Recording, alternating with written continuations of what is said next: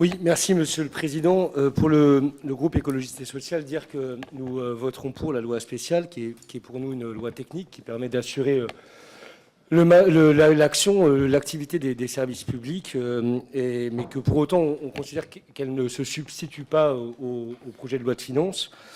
Et on considère qu'il y aura besoin d'en adopter un le plus vite possible, si besoin d'ailleurs, en ayant un périmètre de ce projet de loi de finances un peu réduit, enfin restreint, et à l'engagement d'avoir une discussion ensuite ultérieure sur un PLFR. Et à cet endroit-là, nous regrettons le fait qu'on ait encore une fois un pouvoir élyséen qui procrastine et qui nous empêche en réalité de se mettre très rapidement au travail. Ce que nous aurions pu faire, oui, c'est la faute au président de la République, y compris cet été. On a vu combien de temps cette lenteur à nommer le Premier ministre avait mis en retard l'Assemblée nationale pour le travail sur le projet de loi de finances. Mais je vous invite à un peu de calme, chers collègues. Vous dire également que vous avez beaucoup agité les peurs, et puis on voit aujourd'hui un peu de tension dans cette salle qui relève encore de cette même peut-être volonté.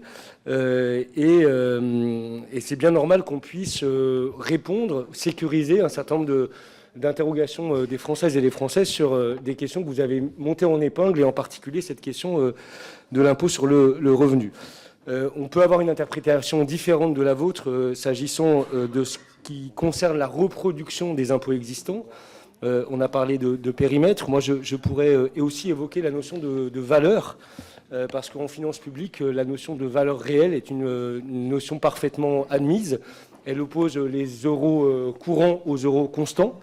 Et c'est scientifique, c'est universitairement établi que pour considérer la valeur réelle, il faut l'indexer effectivement à l'inflation. Et donc c'est la raison pour laquelle nous considérons, en sus des arguments d'ores et déjà développés, qu'une interprétation juste de ce qu'est la reproduction des impôts existants exige de l'indexer à la valeur réelle, c'est-à-dire à l'inflation.